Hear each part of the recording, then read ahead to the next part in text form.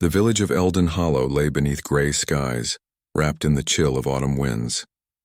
Its streets were narrow, lined with crooked houses that leaned against each other as if sharing whispered secrets. Smoke curled from chimneys, carrying the scent of burning wood and freshly baked bread. Among the small cottages stood a humble bakery, its walls patched with time and love. Inside, the smell of yeast and sugar mingled with the sharp tang of flour. Leora, the baker's daughter, worked at the wooden counter, kneading dough with hands that were small but firm. Her father, once a strong man, now moved slowly, leaning on his cane as he measured flour into neat piles. Leora's own legs, though sturdy, bore a slight weakness that made walking difficult over long distances. Still, she moved with determination, her spirit far stronger than her body. "Careful with that, Leora," her father warned, his voice tired but warm. "One day you'll tire yourself completely." "I'm fine, Father," Leora said with a gentle smile. "The bread won't knead itself, and I must keep the ovens warm." The villagers often whispered about the baker's daughter. Some called her brave, others foolish. They saw only her slight limp, not the fire in her green eyes or the kindness in her heart. She had grown used to their murmurs, as familiar as the clatter of rolling pins and the smell of rising dough. It was on a night when the moon hid behind heavy clouds that something unusual stirred in the woods beyond the village. A soft, almost pitiful sound drifted from the forest, a moan, weak and broken. Leora paused, her hands dusted in flour. The village had always warned against wandering near the dark woods where stories told of creatures that lurked and watched. Yet the sound tugged at her heart. Curiosity and concern overcame caution. Leora wrapped herself in a thick shawl and carried a small basket of bread, quietly stepping into the cold night. The trees stood tall, their bare branches like skeletal fingers reaching for the sky. She followed the sound until she reached a clearing where a figure lay curled on the ground. The man, or creature, was pale, almost translucent, with dark circles beneath hollow eyes. His clothing was tattered, and his chest rose and fell with shallow breaths. Leora's heart tightened. She knew this was no ordinary traveler. There was something otherworldly about him, something that made the hairs on her arms stand. Yet she felt no fear, only a strange empathy. "Are you hurt?" she whispered, kneeling beside him. His eyes opened slowly, glowing faintly under the moonlight. They were red, but not cruel, only hungry and tired. Leora's hand trembled as she offered him a piece of bread. "Please, eat. You must be starving." The creature hesitated as if he had not known kindness in centuries. Then, with careful movements, he took the bread and ate. Leora watched him, her pulse quickening. There was a shiver that ran through him, a shiver of relief, of life returning. "My name is Kalen," he said, voice low, almost a whisper. "I have not eaten in a long time." Leora nodded, offering water from a small flask. "You are safe here. I will help you." For hours she fed him in silence. The forest seemed to hold its breath, the rustle of leaves fading to nothing. Kalen drank from her hands, and a strange warmth passed between them, a connection that neither fully understood. He was dangerous, she knew. His eyes held a depth of sorrow and hunger that could not be ignored. But she could not turn away.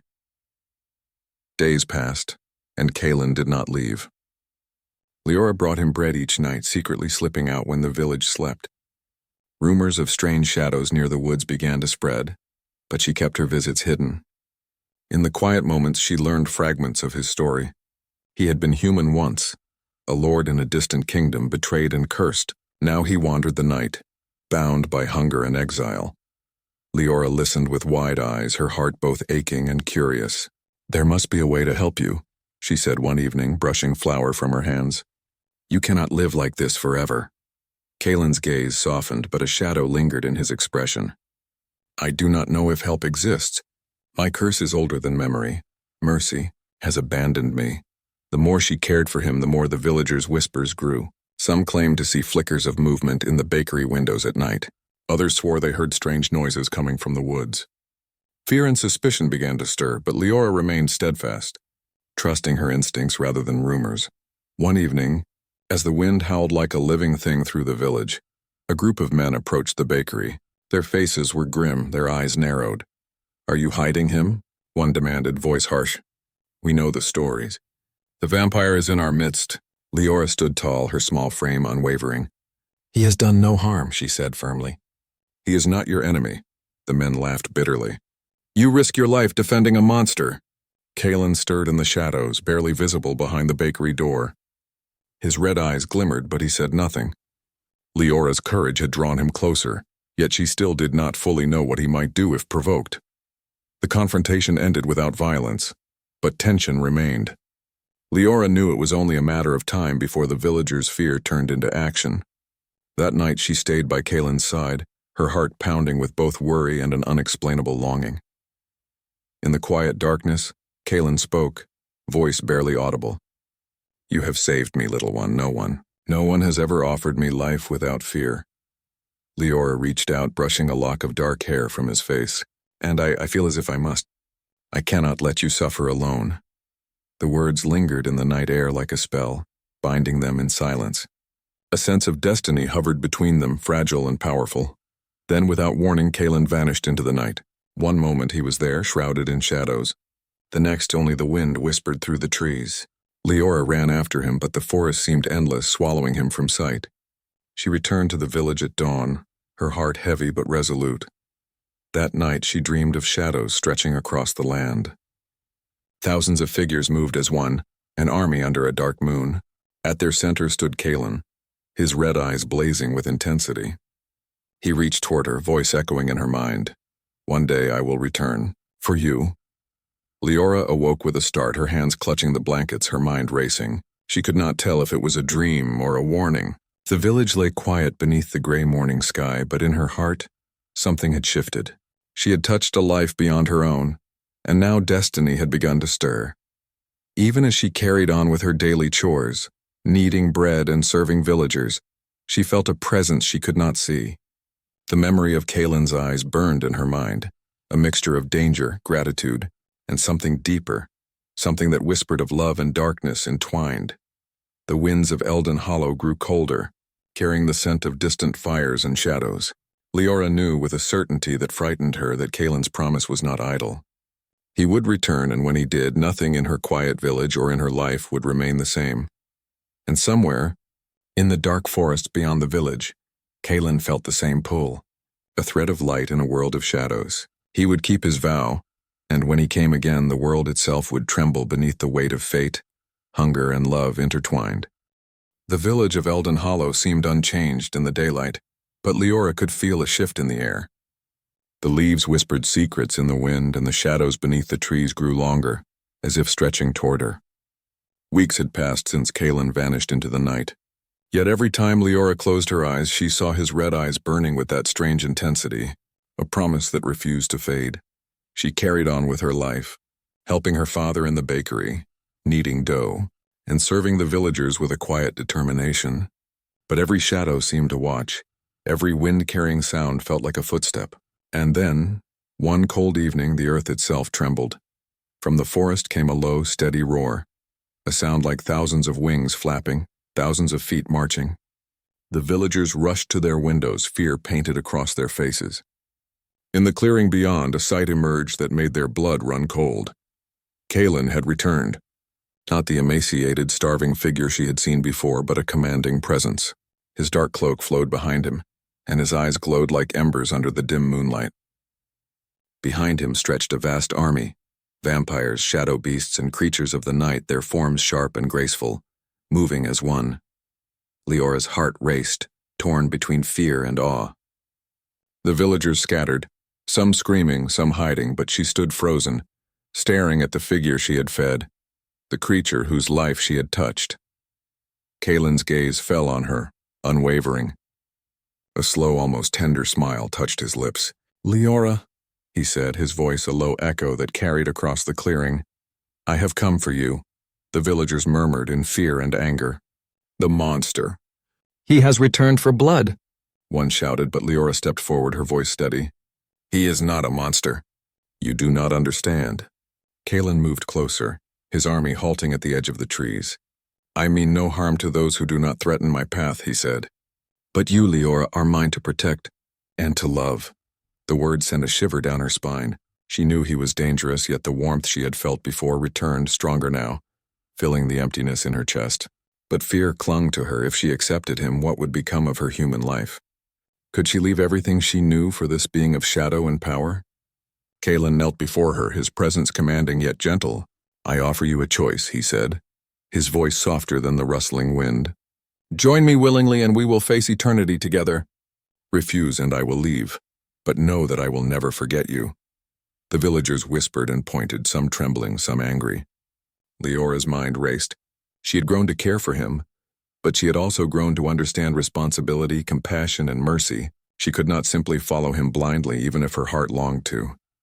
"I cannot simply walk away," Leora said finally, her green eyes shining with courage. "Your army. You must not harm them. Innocent lives must be protected." Kalen's brow furrowed. He had spent centuries ruling only through fear, through hunger and shadow. Yet in Leora's eyes he saw something he had not seen in a long time. Truth, bravery, and compassion. The weight of her words pressed upon him, stirring something he had thought lost forever. "You are wise beyond your years, little one," he murmured. "You teach me mercy even now." For days they walked among the villagers, Kalen silent but observant, his army watching from the edge of the forest. The villagers slowly noticed that no harm came to them. Crops remained untouched, animals were left alone, and even the frightened children found no shadow reaching for them. It was as if the vampire army respected the courage of a single girl. Leora worked tirelessly, mediating between Kalen and the villagers. She shared stories of kindness and forgiveness, teaching the creatures of the night to see life not as prey, but as something to be protected. Kalen watched, his red eyes softening each day. She had touched not only his heart, but the hearts of those who followed him. One evening, under the silver glow of the moon, Leora and Kalen stood together in the bakery's courtyard. Silence wrapped around them, broken only by the wind and the distant calls of the forest. "I feel something I cannot name," Kalen said quietly. "Your courage, your compassion, they have changed me. I once believed only in hunger and shadow. Now, I feel hope." Leora's hands trembled slightly as she reached for his. "And I feel something I never thought possible. Fear, yes, but also love." Kalen lifted her hand to his lips, brushing it with the gentleness of a long-lost memory. "Then we shall face this together," he promised. "No curse, no darkness can take what we have found." Yet the night was not without danger. Far in the north, remnants of Kalen's past, vampires who had not followed his change of heart, stirred with anger. They would not accept the idea of mercy, and their hunger for power grew with each passing night. Leora knew that even with Kalen at her side, the trials ahead would test both their hearts and their courage. The next morning, as the first rays of sunlight stretched over Eldon Hollow, Kalen and Leora faced the villagers one final time. "You have nothing to fear," Kalen announced. "We come not as conquerors, but as guardians. She has shown me a path I had forgotten, and I intend to follow it." Some villagers still trembled, but others stepped forward, curiosity overcoming fear. Slowly, trust began to grow, fragile as a new bloom. Leora looked at Kalen, seeing not the predator she had first encountered, but the being who had learned to feel again through her. She felt pride, fear, and love all at once. "You have kept your promise," she said softly. Kalen's smile was almost human, almost tender. "I have because of you." Weeks passed. Leora continued her work in the bakery, now accompanied by Kalen, who learned the rhythm of human life once more. His presence was both awe-inspiring and comforting, a reminder that darkness could be tempered with light.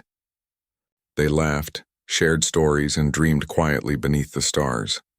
One night, as the village slept, Leora found herself wandering to the edge of the forest. Kalen followed, silent as the shadows themselves. They stood together, hand in hand, gazing at the silver moonlight spilling across the trees. "I have walked centuries in darkness," Kalen said, voice low. "And yet, nothing has mattered until now. You have given me a gift no hunger or curse could take." Leora rested her head on his shoulder. "And you have shown me that courage can come in many forms. Not just strength, but mercy, kindness, and love." For the first time, they allowed themselves a moment of peace. But in the distance, a faint rustling hinted that the world beyond their small village was still filled with shadows and trials. Kalen tightened his hold on her hand. "Whatever comes, we face it together," he said. Leora nodded, feeling the truth of his words. She knew life would never be ordinary again, yet she welcomed it. The girl who had once fed a starving vampire had now found a partner, a protector, and a love that bridged the boundary between mortal and immortal. As the night deepened, their figures stood against the moonlit forest, a baker's daughter and a vampire lord, bound by choice, trust, and the promise of a shared destiny. The stars above seemed to shimmer in approval, and even the wind carried a gentle whisper. Love has the power to change even the darkest of hearts. And so the village of Eldon Hollow found an unusual peace. Kaelin's army remained loyal but calm, bound not by hunger but by respect and the example set by Leora. Shadows still lingered, but they no longer carried fear, only the promise of redemption and transformation. The bond between Leora and Kaelin had been forged in danger, sustained by compassion and sealed by trust. The world beyond the village would continue to test them, yet they faced it not as hunter and prey but as equals, two hearts entwined across the night, ready to confront whatever darkness dared to rise. The moonlight bathed them in silver, and for the first time in centuries, Kaelin allowed himself to smile freely, knowing that with Leora by his side, even eternity could be endured.